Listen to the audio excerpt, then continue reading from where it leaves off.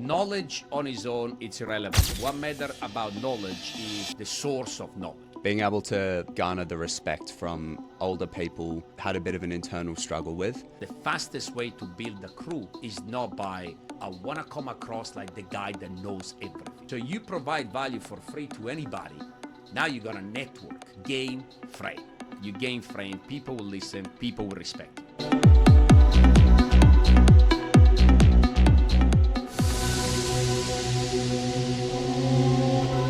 Welcome everybody, and officially welcome back to the Ask the CEO segment at Community Collective. This is the first episode of 2026, and I know that we have taken a little bit of a break from this segment, but we're back, okay? We're back, and we're gonna be posting the episodes regularly again, and I'm very excited. I really look forward to it. And yes, 2026 has begun. We are now at the end of February. We finished 2025 on a massive, massive high. You know, we had our end-of-year conference last year in Brisbane. It was an exceptional event. It was a 3-day event. We had the mastermind with international speakers. We had the conference also with international speakers. It was our first conference last year where we called 4 outside speakers from the Community Collective organizations, and people received a lot of value. And then, as per usual, we had the gala last year. You know, from my country, we had the night in Venice, directly from Italy. That meant a lot to me, was exceptional, and everybody absolutely loved it. But let's talk about 2026, okay? So we are here today, and if you're watching, you know, what's happening in 2026, we have 2 seminars coming up for the rising stars across Community Collective. We have 1 seminar in Melbourne and 1 in Brisbane. People from New Zealand also flying over to Melbourne, which is very, very exciting. We also have a little trip to Hamilton Island, okay? So again, I guess it's a fun company to work for sometimes, or to work with. I don't like to say work for. We're going to Hamilton Island. We're taking all the team leaders. We're taking all the executive managers, all the partners, all the managers and the owners. We're going to be around 50 people going to Hamilton Island for 3 days. Seminars, dinners. We're going to be a full day on a yacht. So very excited. We're also about to open up our Sydney location. So that's happening in June. And this man that I'm about to interview today is actually moving to Sydney, if I'm not mistaken, right? That's correct. That is correct. So that's happening as well. But without further ado, we're officially here with Cal today. So Cal, if you can quickly introduce yourself, that would be amazing. Awesome. For everybody watching. Thank you very much, Patrick. My name is Cal, obviously. I'm a team leader here at Community Collective. I've been working in the business for about 2 years, and I'm very excited for the podcast today. So thank you, Patrick. Nice, man. And how old are you? I am 21 years old today. Very young, huh? Yes, I suppose, yeah. That's good, man. That's good. So you started working with us when you were 19, right? That's correct, yes, 19. Nice. Well, welcome. Are you excited? Is this your very first excited. Podcast of your life? It is, yeah. This is my first podcast, so I'm extremely excited. Thank you very much for the opportunity. Do you like being on camera? Not heaps, but I'm excited to give it a go today.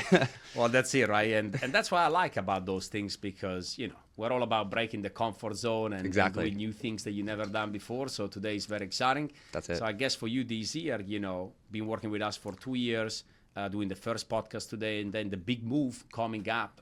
You're going to be one of the foundational people that are going to open up the Sydney location, right? Yeah. And that's happening in June. Big move, you know, I moved 10 years ago from Switzerland to Australia. And I love that, because when you move away from family and you move to a new reality, it pushes you to be stronger, right? So how do you view this move to Sydney? Are you nervous? Are you excited? Like, where are you at right now? I think I'm just really excited, to be honest. I've been living away from home for the last 2 years while I've been in Melbourne anyway. So that's something I've already sort of experienced. I'm pretty excited to go and tap into the market in Sydney and really just like set the foundations and grow there. So yeah, I think that's my biggest goal right now. I just want to keep working towards that at the moment. Man. Yeah, and I honestly can't wait. I think we're going to dominate that market in Sydney. I agree. And it's been a long time coming. You know, right now, Melbourne, Brisbane, Gold Coast, New Zealand, and now Sydney is the last big city that we need to conquer. And I'm excited to come there more often myself, because it's a little bit warmer than Melbourne as well. It is, yeah. We'll go to the beach or something. Yeah, always a plus, always a plus. But well, Cal, like, I got a few questions for you, right? Because I was speaking about it the other day. And especially, for young people nowadays, like people between the age of 17, 18 to 23, 24 years old, there is a lot of confusion out there, right? Mm-hmm. There is a lot of confusions because, there is AI coming. People go to university to master a specific degree, but AI is disrupting so many industries. People are confused about their future.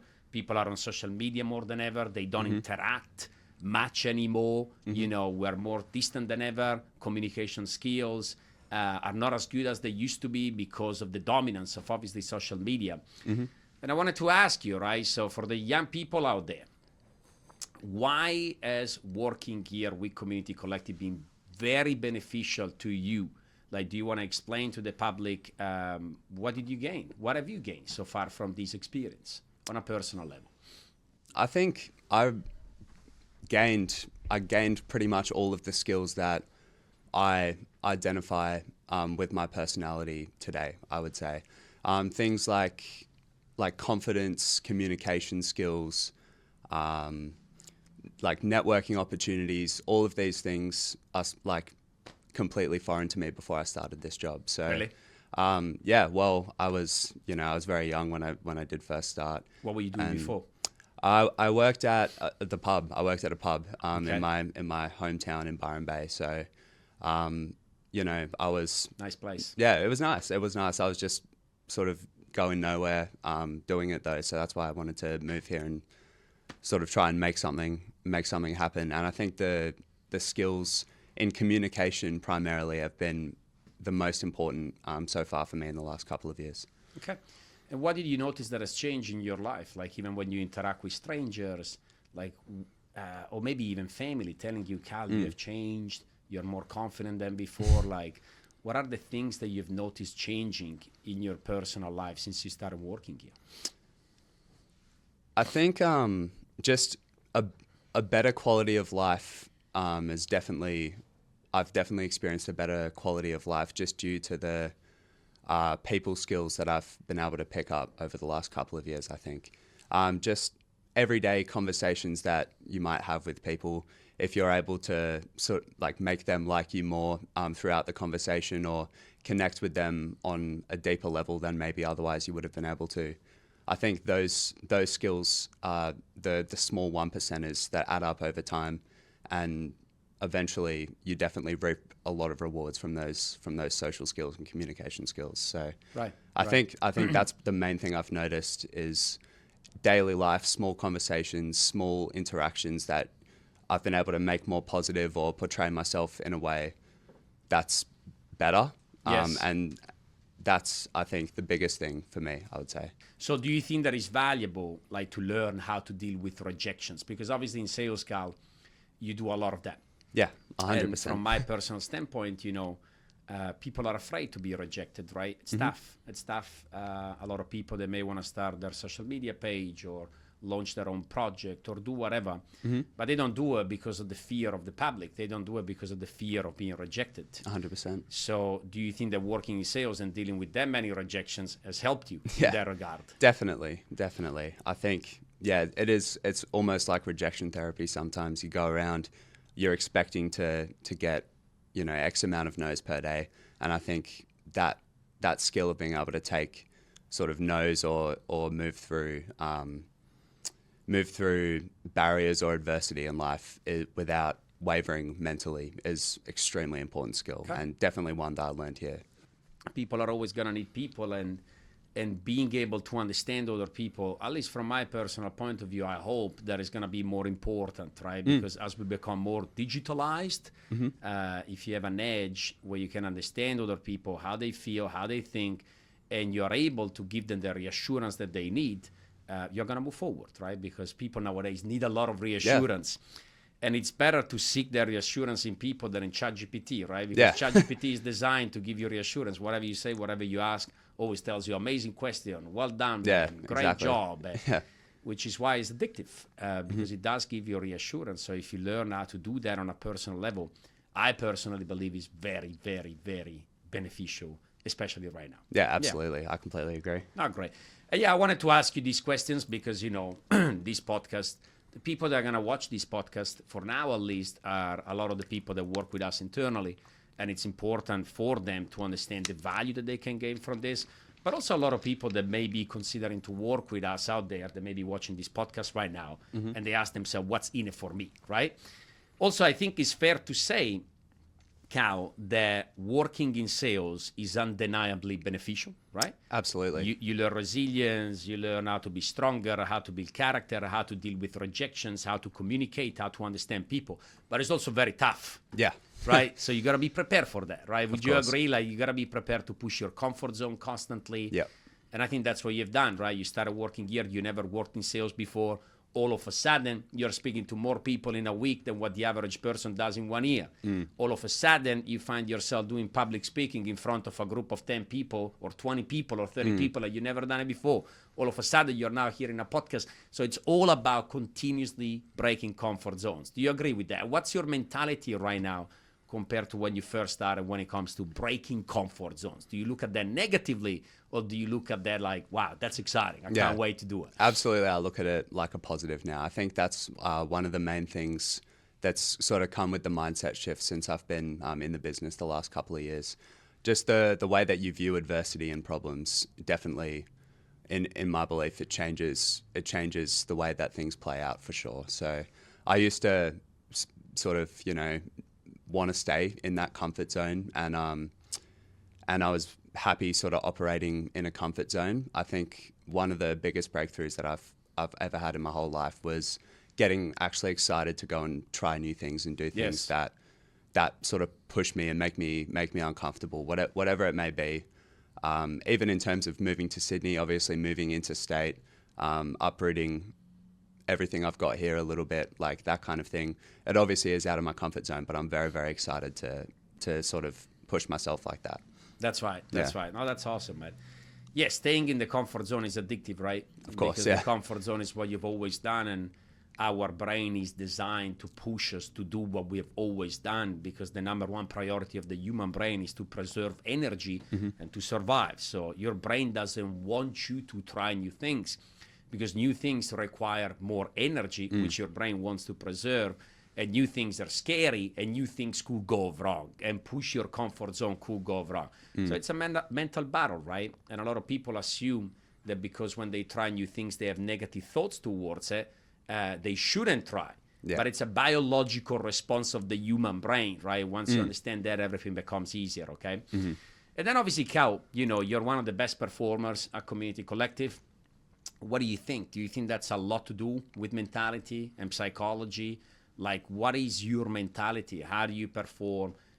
I'm thinking about last week, for instance, you had an excellent week. How do you perform at such a high level? What's your mentality when you're selling, when you're interacting with people? What's the main driving factor for you? Well, I think I do think about goals a lot on field, or when I'm sort of selling goals. One of the main things that is sort of always on my mind. Okay. I think for me, sort of midterm goals really motivate me the most. So that's the main thing I sort of focus on. Of course, things like indifference and keeping your attitude all day, it goes without saying. Of course, I do that. But I think in terms of driving factors to really be performing in high weeks, thinking about what I can really achieve in like the short to midterm is something that is very motivating for me. Nice. Long-term goals, of course, I have them, but especially when you're on field, I find it harder to sort of focus on something that's, maybe 10, 20 years away. So if I can stay focused on short to midterm goals, I have no expectations for the day. I just go out there. I know that I'm able to do a good pitch, and if I can do that pitch enough times without losing my head, then I know that the sales will come. So all I'm focused on is just doing the pitch, thinking about my goals and stay logical. Exactly, yeah. Great. And do you think that the people that you're working with here at Community Collective are helping you to do that? Like the support system and the environment and the culture. Can you talk about that a little bit more, and why the ecosystem of Community Collective helps you to perform at the highest level? Well, it's just being surrounded by like-minded people, really. like a saying that my mum always used to say to me, if you lie down with dogs, you stand up with fleas. It's sort of the opposite of that, I guess. If you're surrounding yourself with people that sort of don't have goals or aren't motivated themselves, then for you to be motivated or have goals like that, you would have to sort of be an exception. You'd have to be an anomaly of sorts. Whereas I do feel here like the support is extremely helpful to keep you on track. Cool. My manager, Scott, he's very, very motivated, and that motivates me. Same goes for Joe and all the people that I work with closely on a regular basis, all extremely motivated. I wouldn't have it any other way. You say my manager, Scott, right? Yeah. Do you think that your relationship with Scott is just like a management type of relationship, or it goes beyond that? No, Scott is one of my best mates. Okay. Yeah. Where he picked me up off the streets, when I was 19, just moved to Melbourne, didn't have a job, and we've been working together every day since then. Scott's been there for me in everything that's happened to me in the last 2 years. So he is technically my manager, but also one of my best friends. That's awesome. Yeah.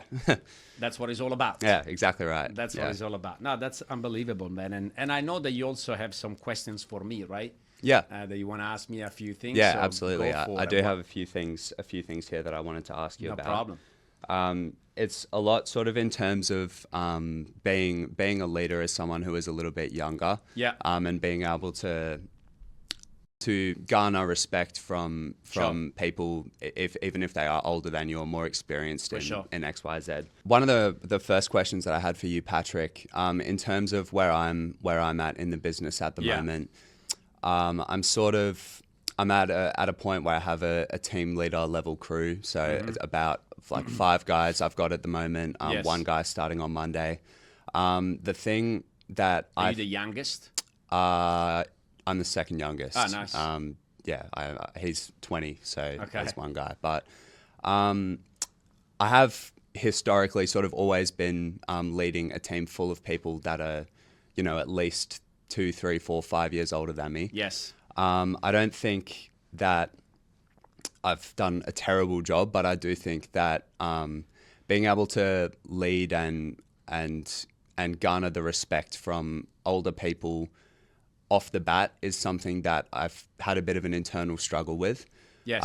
So I'm just wondering for you, what do you think as a young leader, what is the most important aspect in sort of being able to get respect and be able to work with people that are older than you or maybe more experienced as well? Yeah, that's a great question, man. And I'm going to tell you 2 things, right? Mm-hmm. The most important thing is to set the pace, okay? Because again, when people start working here, yes, we provide coaching, development, conferences, one-on-one networking sessions, travel, and et cetera, et cetera, et cetera.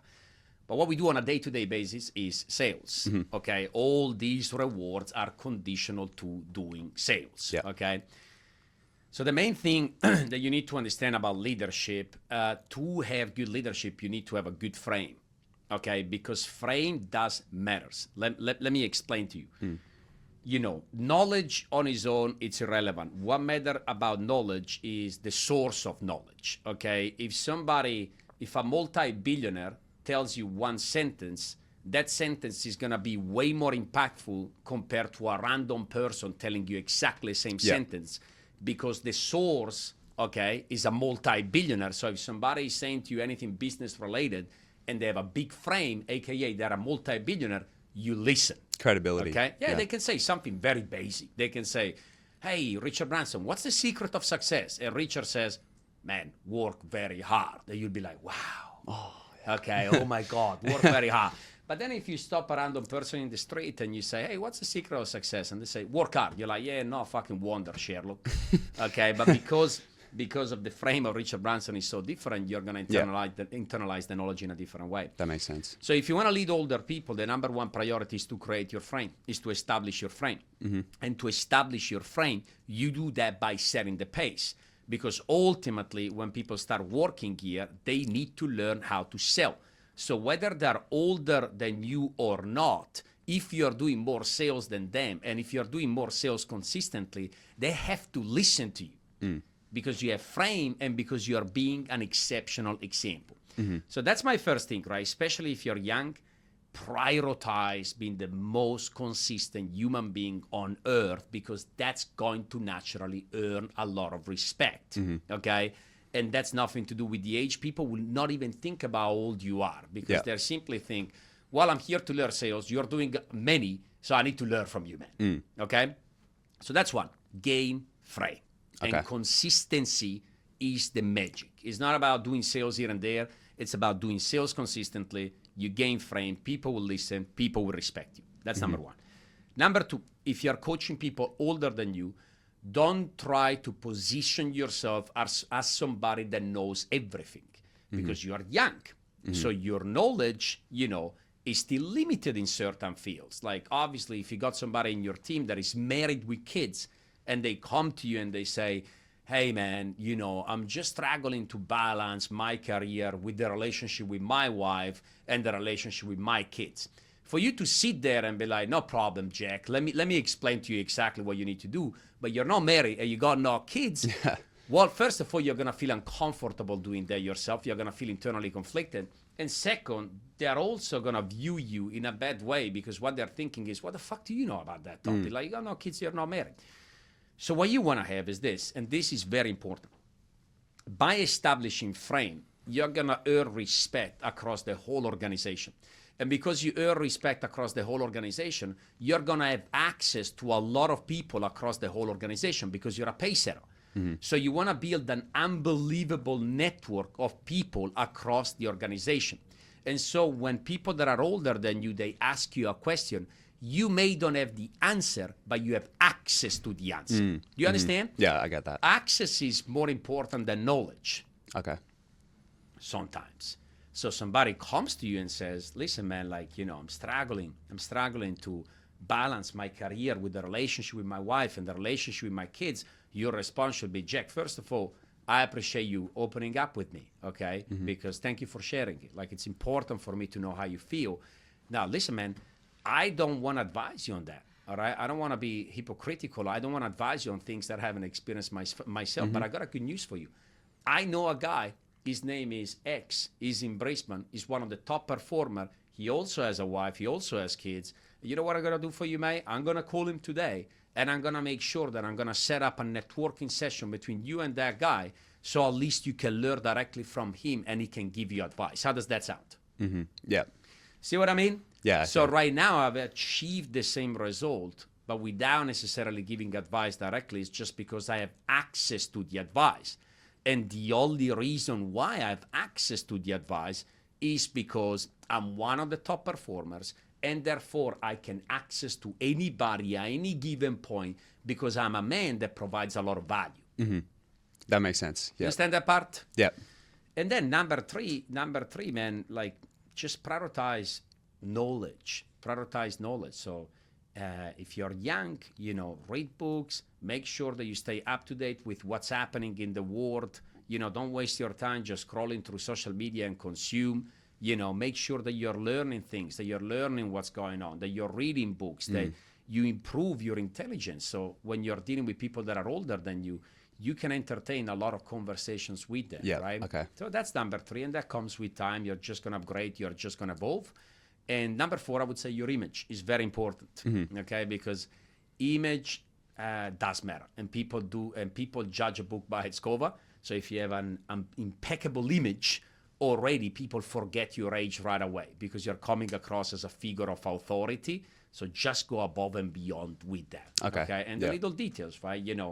Having a pocket square, it's different than not having a pocket square, because somebody one time told me, if you don't have a pocket square, means that you have to wear a suit. If you have a pocket square, means that you want to wear a suit. It's the little detail, right? Okay. So little details like that, they mean a lot. Okay. But, advice number 1 and 2 are the main ones. Okay, I appreciate that. I think problem. That's really helpful. Especially the part about having a big network. I can definitely see how that's really beneficial. Of course, because, if you're setting the pace, what you do is, you can start connecting with a lot of leaders, a community collective, and be like, hey, man, I don't know you, But listen, I'm doing very well with sales. If you ever need anything from me, call me, okay? If you need me to speak to anybody that you're training, I'm Cal, I'm 21, this is my situation, I'm from Byron Bay, I live away from family, blah, blah, blah, blah, blah. So you give them a rundown of your profile. Because then when they hire somebody that is 21, that has moved away from family, et cetera, they can get that person to speak to you. Yeah. So you provide value for free to anybody. Now you got a network. Yeah. And you want to learn the profile of all these people. So you're able to utilize them as well. That's fine. Yeah. Because then when you hire people in your team, it's impossible to relate to anybody. Have you ever read the book Influence by Robert Cialdini? Have you read that book before? I haven't read that one. Okay. I would read it if I was you. Okay. There is a passage or a chapter in that book that talks about this. There is a little kid that needs to learn how to swim. And the father takes the kid to the swimming pool. The father jumps into the pool and he's like, come on, jump. It's so easy, et cetera, but the kid doesn't jump. Yeah. Then the father hires an instructor. And this teacher is like very tall, big guy, etc. He tries with the kid and he's like, come on, jump in. And nothing, man. The kid is like, no way. I don't want to jump into the pool. So the father keeps on trying and he's like, man, I want to teach to my child how to swim, but I can't break through. I don't know what to do. And one day the father is with the kid at the swimming pool, just on the edge of the pool. And there is another kid, same age, same height as the older child. And this kid jumps into the pool. And as soon as that kid does it, his child also jumps in. There you go. You see, sometimes people just need to relate. That makes sense. To someone that has a similar situation to them. So the fastest way to build a crew is not by, I want to come across like the guy that knows everything. Because if you come across, that guy is very annoying. Do you know what I'm talking about? Yeah, I know. Have you met people like that in your life? I've met that guy a few times, yeah. You met that guy. Like, whatever you ask, they're like, yeah, I've done that. Yeah. But also, I've been there. I've done that. And then they start talking about them immediately. You don't want to do that. You want to have access. And you want to be more intelligent than other people. When you access to another person that is doing an exceptional job, create a good relationship. Profile the person. Be like, how old is this guy? What is their story? Okay, great. Write it down. Take some notes. With AI right now, you can put anything to ChatGPT. And then it's all sorted for you. Yeah. It's all sorted for you. And then when you have a guy in your team, you just say, hey, ChatGPT, based on all the people that I know in the Community Collective Network, I got this guy right now that I just started working with and I hire. This is what he's struggling with. This is the type of person that he is. This is his situation. Who would be a good person across the country to network with? This guy. Boom, done. Okay. Yeah. It makes complete sense. It sort of it gives me like another thought or another question, I suppose. In terms of network, obviously we have access to an amazing network like here at Community Collective. For someone like you though, been in the industry for many years. Obviously your network expands much further than the boundaries of Community Collective. I guess my question is, do you think that there are ways that you can amass a network sort of outside these four walls without the level of experience, like 10 plus years that you've got? Or do you think that is something that just comes with more time and more experience in the industry?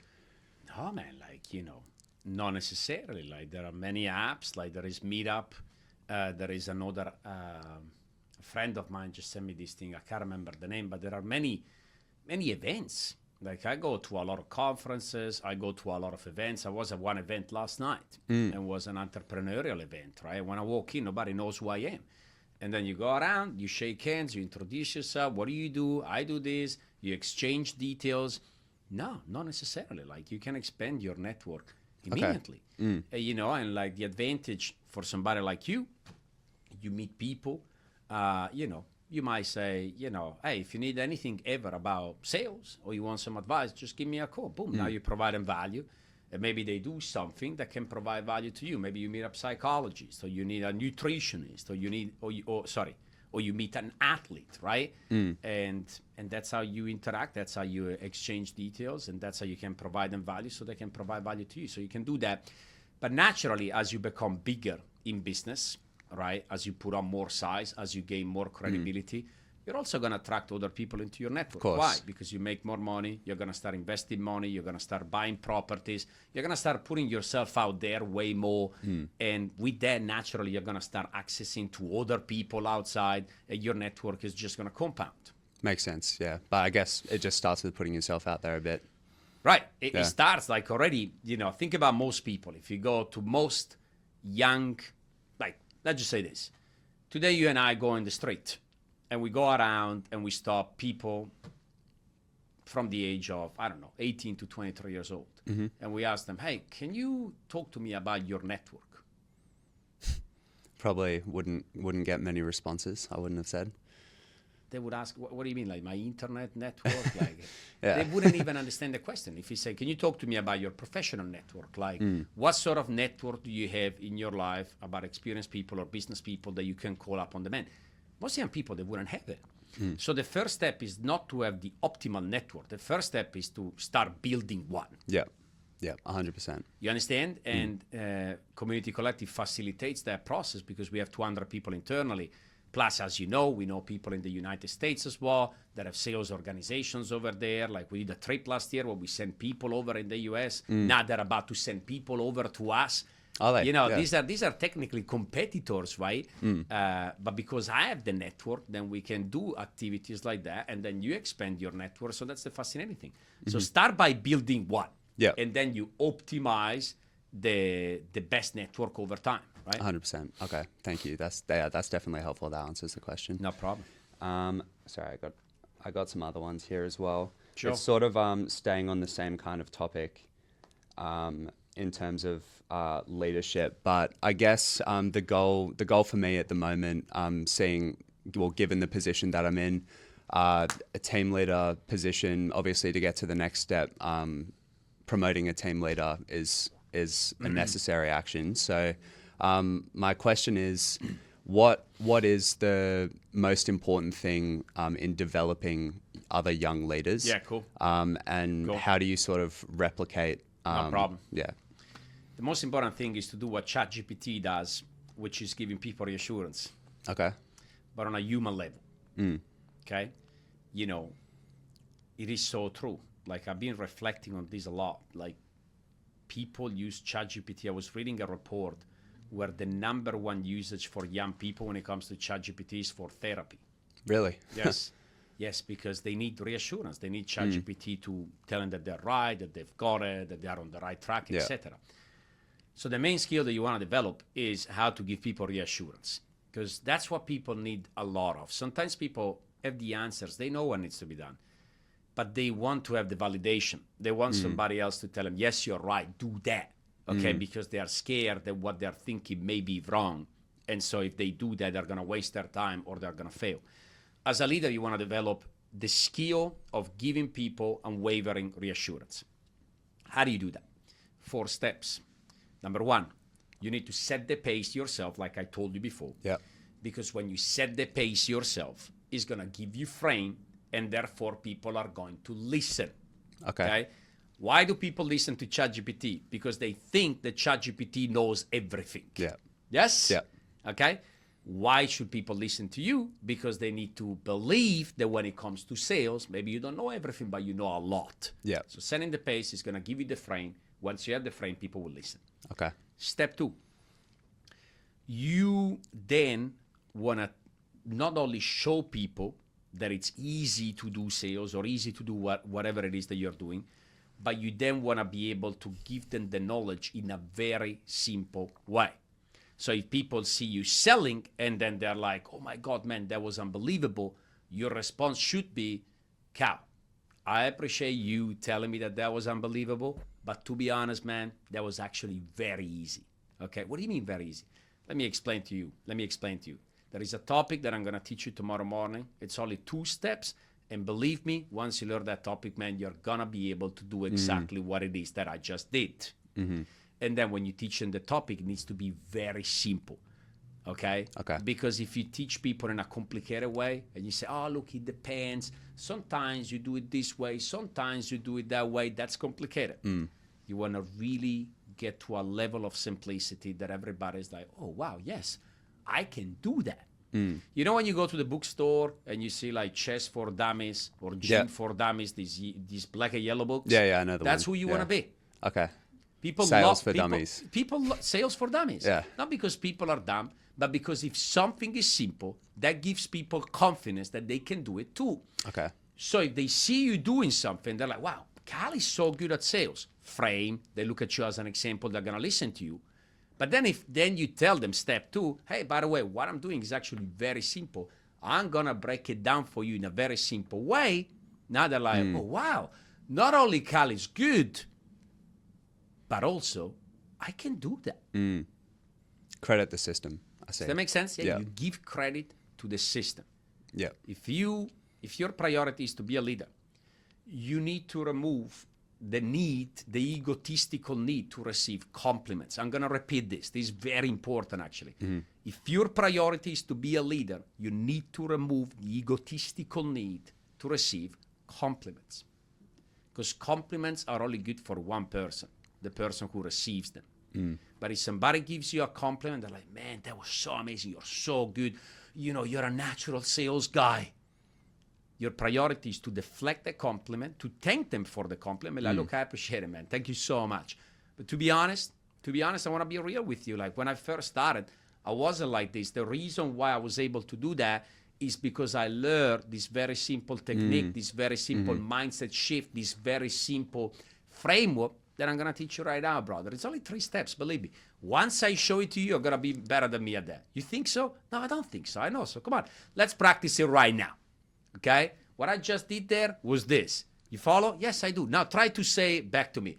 A, B, C. Exactly. See, you already got it, man. Like, you think so? I know so. Okay, let's practice one more time. Now I'm going to show you with a real customer. And when you watch me next time, keep in mind the framework that I just told you. And now you're going to see how simple it is. Oh, wow. Okay, I can do that. Okay. Like reassurance builds the belief for them as well. That's fine. But to give reassurance, you got to show them that it's easy, and then you got to break it down in a simplistic way. Yeah. And then step 3, you need to have a basic understanding of human psychology.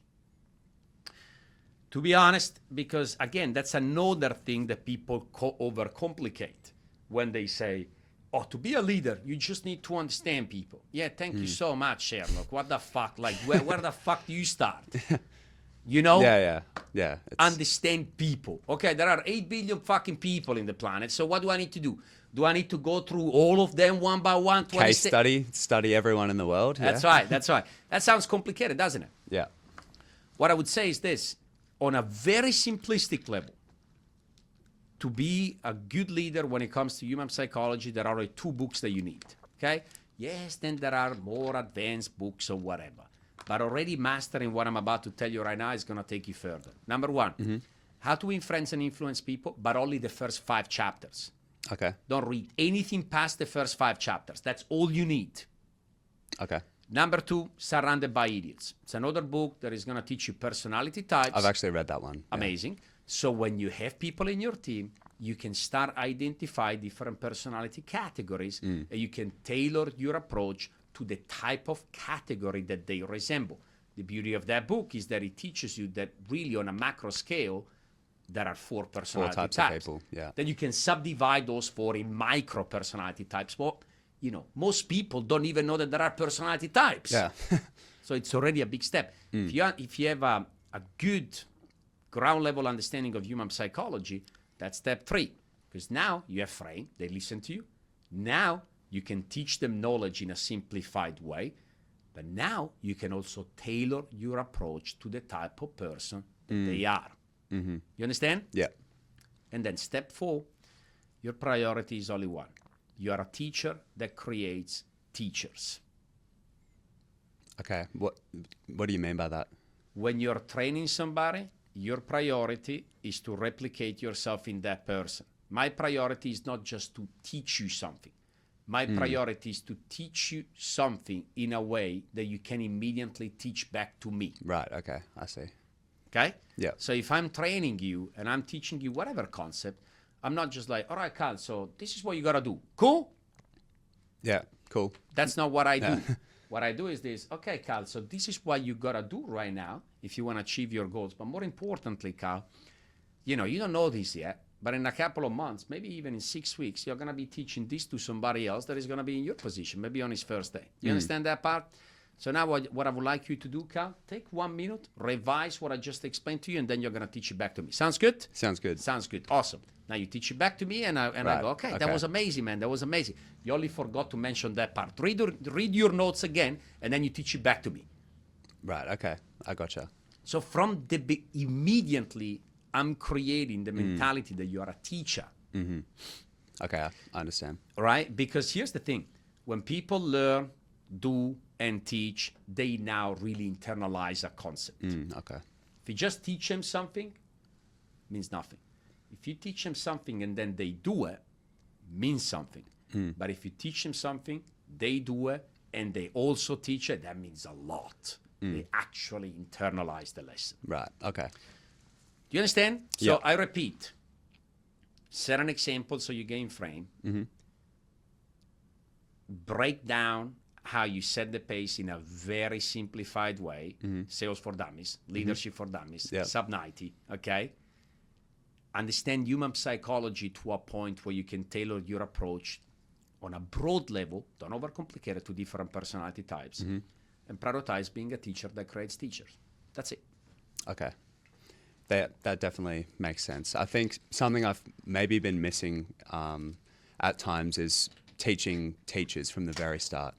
I think that's helpful. That's very helpful. So thank you. Of course. Yeah. Because that's what we do here, right? The priority at Community Collective, it's not to create salespeople. We coach future leaders. The full objective here is to create leaders. And that starts on day one. 100%. Awesome. In terms of like young leaders, and obviously yourself, like promoting owner, promoted a lot of leaders and works with a lot of young people, hundreds, probably thousands. Who do you think, from what you've seen, is the best example of a young leader? And what do you think the quality in them was that made them like such a good leader at that age? That's a good question. And I would say what I told you before still stands. Like their qualities were that they did set the pace, they did have a good network, they did have a good image, okay? And they were passionate about acquiring knowledge to level up, okay? But then I would say the last quality is habits. And that's what really differentiates people, okay? Because sometimes people, when they're young, they just have bad habits, man. The priorities are not straight because society has wired us to believe that in our 20s we should get fucked up and we should party a lot and this and that. And sometimes it takes a while to conquer that aspect. Whereas if somebody is young and they have good habits, like they're healthy and they go to the gym and their room is not messy and their kitchen is clean, like to have good habits in place, that helps a lot. Because if you want to coach older people, that's what, not everybody, but typically that's what older people do. They're more structured, okay? They're more organized with their life. And if you can learn that right away when you're young, helps massively. Yeah, okay, for sure. Yes, I would say that.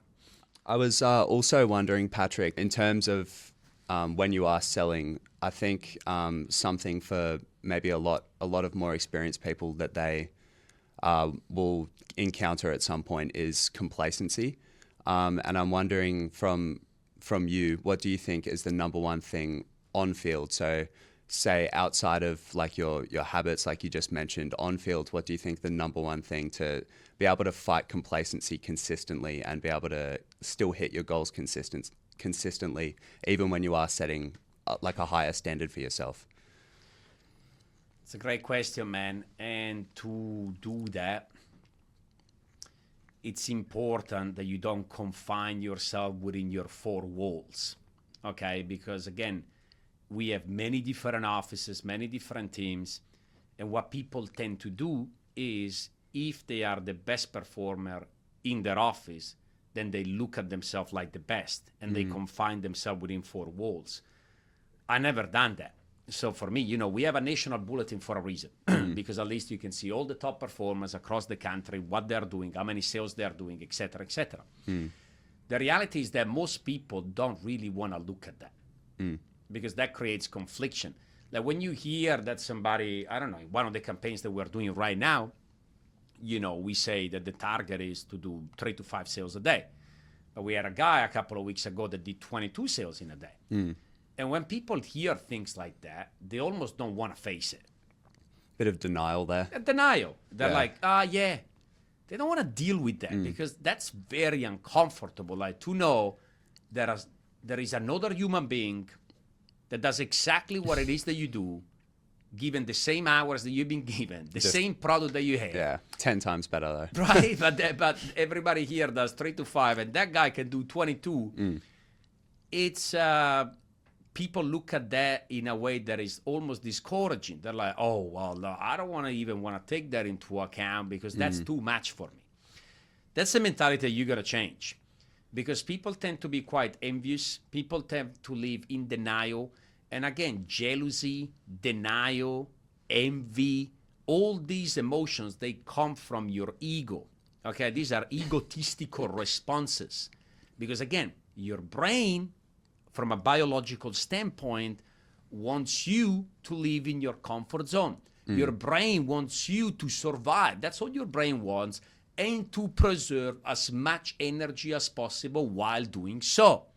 So when then you hear, hey, there is another guy that has done 5 times what I've done today or 5 times what I've done this week, the brain almost wants to deny that, because the brain immediately assumes, yeah, but to do that, you need to deploy so much energy. You might fail, and so on and so forth. So just stay where you are. So to push that level of complacency is to have the courage, without envy, without jealousy, to pick up the phone and be like, listen, brother, fuck me. Yeah. Like this week you've done 5 times the sales that I've done. How? Like, I want to know.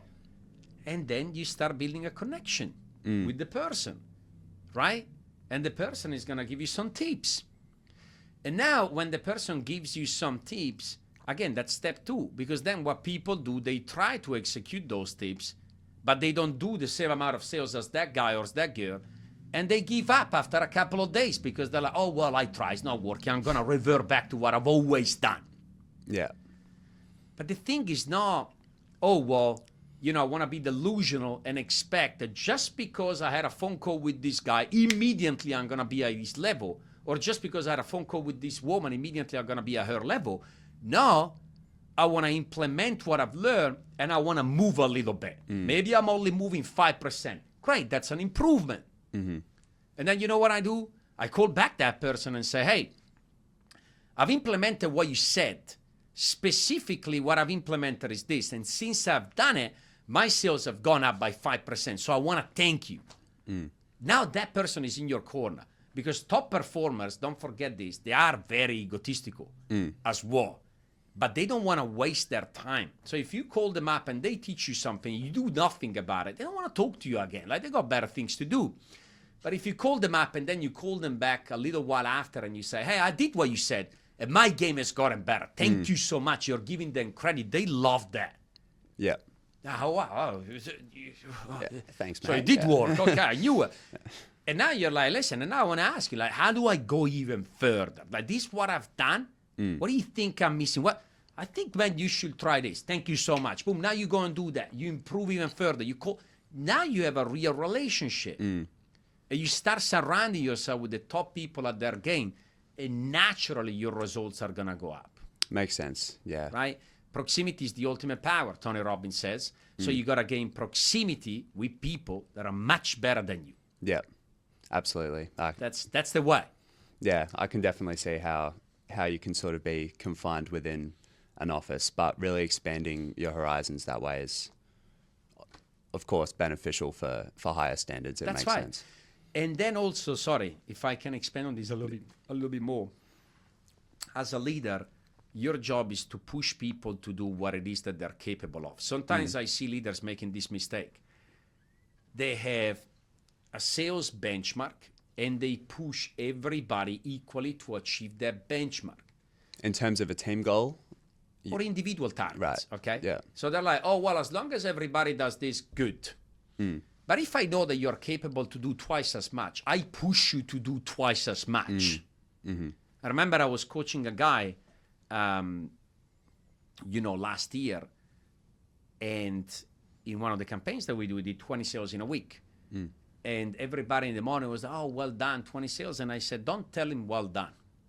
And I said in front of him, I said, 20 sales may be good for some in here, but it's not good for him because he's at 30 a week. So why do you say well done to somebody that has achieved 10 sales less compared to what they usually do and compared to what they're capable of? You're trying to hold them accountable to what you are capable of. You got to push people for what they are capable of, not just create a universal benchmark that applies to everybody. Yeah, I see. Do you understand what I'm talking about? Yeah, you gotta be able to like see people's potential and push them to really like embody that potential. That's fine. Yeah. It's like if you do a hold your breath underwater competition, and I say the benchmark is a minute, but there is the world champion that can hold his or her breath. I don't know. What is the record? 1 hour? Like, well, I saw some crazy shit. Something crazy, I'm sure. But let's say it's 1 hour. I don't know if it's possible. Let's don't quote you on that. Yeah, quote me on that, okay? But let's just say we do a holding your breath underwater competition. There is the world champion and then us. And we do it. And we're like, we hold our breath for a minute. We all come up and there is a coach who's like, well done, boys. I just want to give you, Patrick, recognition. 1 minute. That's a great achievement. Like, thank you. You, Carl, recognition. Great achievement. Thank you. And then this guy or this woman. And also, well done, mate. But you're like, why are you saying what? Like, he can do it for 1 hour. Yeah. Yeah, it makes no sense. Yeah. He's more capable. See what I mean? Yeah, absolutely. So I try to tailor my leadership to what people are capable of. And some leaders, they damage people by doing the opposite, which is the universal target. And as long as everybody does that, that's good. Capping people, really. Capping, limitations on their own goals even. That's right, Carl. Yeah. And you know yourself, you're one of those people. Like if I was coaching you directly and let's just say you're not training at the moment, it's just you doing sales, and you do like the benchmark, which we call core criteria to be in the core room, I would not congratulate you on that. And I would push you very hard. I would probably have a one-on-one performance management conversation with you and be like, Carl, like I'm a little bit concerned. Like you're much better than this. What's happening? So immediately I would reframe that target in your mind. Yeah, makes sense. Yeah, I think that's something I see a lot where people sort of, core sales or a certain standard that's universal, people will sort of pedestalize that as the main goal. That's right. When I think like the way I sort of try to look at it is just bare minimum. Like that's right. That's the way I think you got to reframe it, and it's exactly what you're saying. Have higher expectations for yourself, and then worst case scenario, you end up on the standard or whatever it may be. That's why I think Jeremy said a while back, your ceiling of achievement is to become your floor of disgust, right? That analogy is great. And man, I see that all the times. Like I remember another guy, we used to argue every week because he used to tell me that I was too hard on him because he was doing, 20, 25 sales in a week. And I always pushed him. And he was like, but I'm so much better than everyone else. Why do you never tell me well done? And I said, because I know that you can triple that. He was like, but it's impossible. you mean? And then guess what? Then I did 70. And he came to me and he was like, fuck, I hated you for so long, but I love you so much. Because you were right all along. Like you actually cared about me. You were pushing me based on what it is that I'm capable of rather than what everybody else is doing. Thank you. And that applies not just to sales, but to leadership, to the speed of building a team. Like, even people talk about time frames of building a team. I don't talk about universal time frames. I want to understand the type of person that you are. What do you want? What are your goals? What are you capable of?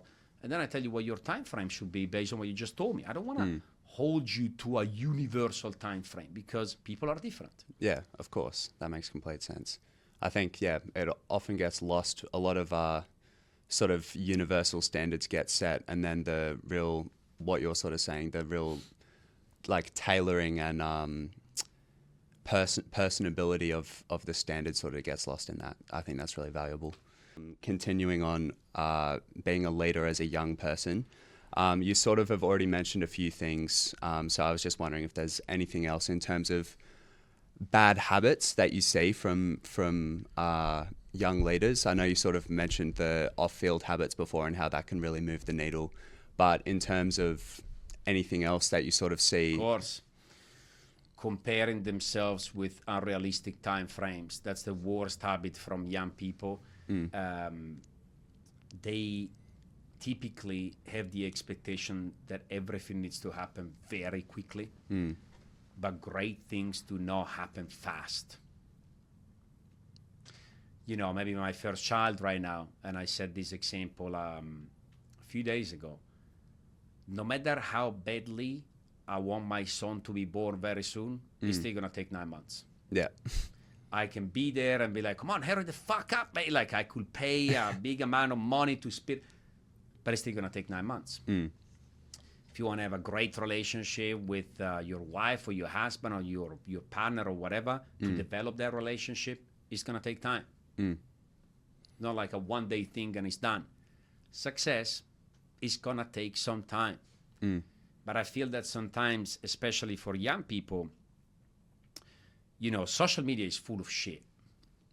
What makes you say that? Well, because I know a lot of people that are on social media, personally. And social media, and some are very truthful to their core, right? I'm thinking about people right now that are on social media, and I'm like, that's exactly who they are. Funny enough, when that's exactly who they are, then they tend to win on social media because authenticity can be felt. Yeah, absolutely. But then there are a lot of people on social media that try to portray themselves differently. They fake it. And, you know, I saw this post from a guy, I talked about this, and he said, he's a guy that used to work for me when he was 21, he's now 28, and he put up a post saying, I made my first million at 21. And I'm like, motherfucker, at 21 you had $50 in your fucking bank account. By him putting up that post, you see it, and then you're like, fuck, I'm 21. I'm a piece of shit. Because I don't have a fucking million, so I'm probably a fucking loser then. This guy had a million. And then this other guy on social media is driving a Lamborghini. Maybe he's fucking rented more often than not, I would assume. Of course, there are young people that are extremely successful. Absolutely. But the percentile is the vast minority. It's possible, but don't compare yourself to that. Because then you compare yourself to that guy that said, I made my first million at 21. What does that create? For a young man like you, that creates discomfort. That creates low self-esteem. Because you're like, I'm 21, I'm not there yet. What the fuck is wrong with me? For a young woman that wants to date a young guy, what that creates is an unrealistic expectation. Now she goes out there and she meets 21-year-olds. And she's like, are you a millionaire? No. Oh, fuck, you're a loser then. Yeah. And then everything is fucked. It's no good for me anyway. That's right. Yeah. So the main advice, and this is very important to me because, man, my main job right now, you say I work with a lot of people. My main job right now when I deal with young people is to give them reassurance that they're good enough and then they're on the right path. That's mostly what I do.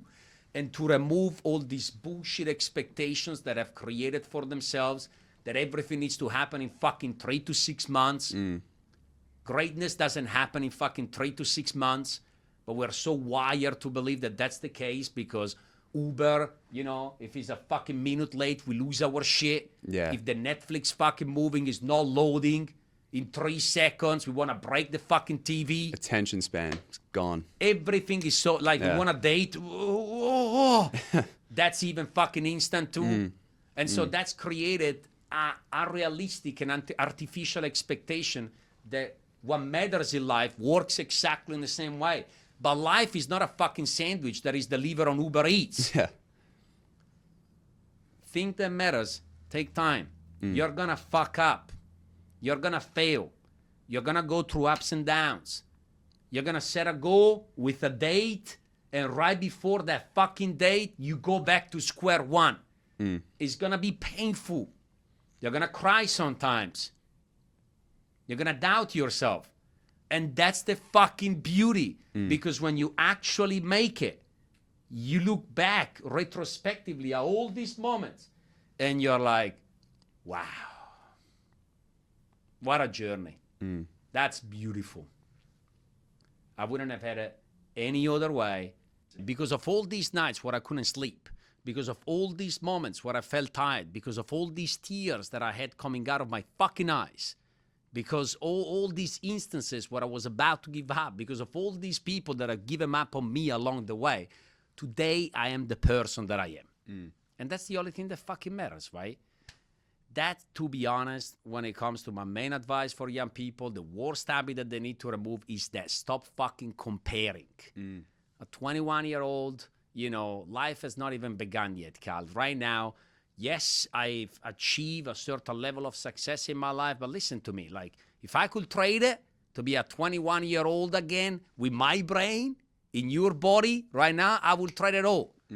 Like, 21 is the beginning, man, so stop comparing. Good things take time.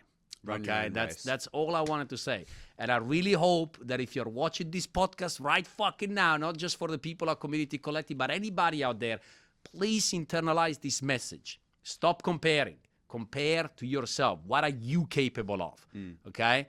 And then, yeah, you can compare with other people out there, other people that you want to be like, but don't expect everything to happen overnight. It's going to take time, man. You know, and the end result won't change. If anything, you're going to appreciate it even more, okay? You know what I mean? Yeah, like absolutely. When you go and watch a good movie, the movie is not like, oh, yeah, I want to do this. And then all the movie is fucking positive or on an uptrend and everything is beautiful. Usually a good movie is somebody wants to do something, then they fuck it up, and then there is this challenge, and then everything is lost, and then they need to go back again, and then they try and fail, but then in the end they get it. That's what makes a good movie a good movie. And that's what makes a good life a good life. 100%. That's it. Yeah. I'm fired up right now. Yeah, me too. Thank you, Patrick. That's it. But yeah, awesome, man. So thank you. So we're gonna wrap it up right now. So how did you feel about this podcast, Cal? I'm very happy. I'm very, very happy. And I wanted to say to you as well, Patrick, thank you very much for having me on today. No problem. Yeah, it's been a very good experience. I'm very honored. I mean, you've definitely been one of the major role models in my life over these last couple of years. So I'm very honored and appreciative to be on here with you today. Thank you. Thank you, brother. That means a lot to me. Thank you. And I wish you the best. And I'm sure that everything that you want will come to reality. I have no doubt about that, right? So for you, Cal, the last question that I wanted to ask is, what is your goal this year? Do you want to create some public accountability with the camera? Like, what do you want to achieve this year? This year, I sort of mentioned before, this year my major goal is to move to Sydney with Scott and open the office there. I think on a personal level though, my goal this year is to achieve partnership with Community Collective. So okay, great. I want to start running my own business, start taking some accountability for my team and my office, and I want to just continue to move forward and grow my company as much as I can this year in Sydney. Amazing. Thank you so much, brother.